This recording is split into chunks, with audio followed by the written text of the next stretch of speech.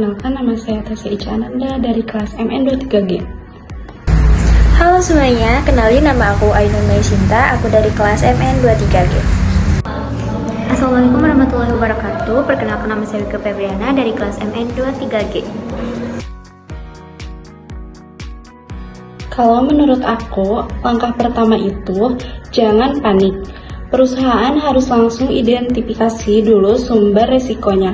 Terus jalankan risk control seperti pemisahan aset biar kerugian gak nyebar ke semua bagian. Kalau aku sih langsung aktifin rencana darurat perusahaan ya, kayak contingency plan. Jadi semua orang tahu harus ngapain supaya operasi bisa jalan secepat mungkin.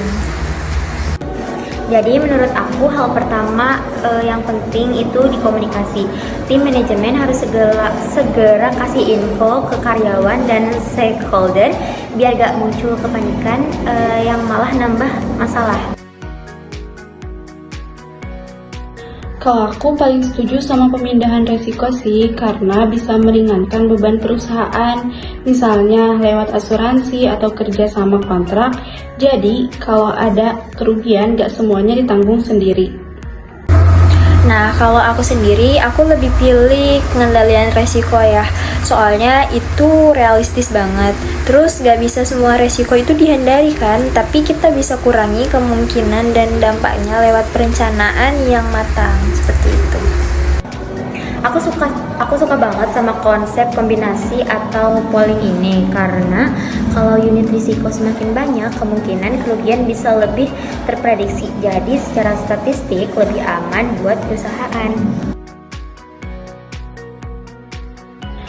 Kalau menurut aku, karena bisnis modern itu dinamis banget, risiko bisa datang dari mana saja, seperti ekonomi, teknologi, bahkan sosial. Jadi perusahaan harus siap supaya gak rugi besar.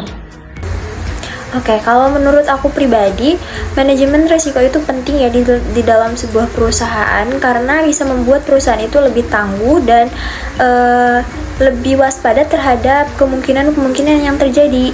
Jadi ketika ada suatu masalah yang datang dalam sebuah perusahaan tersebut, tidak membuat perusahaan itu cepat lumpuh, seperti itu.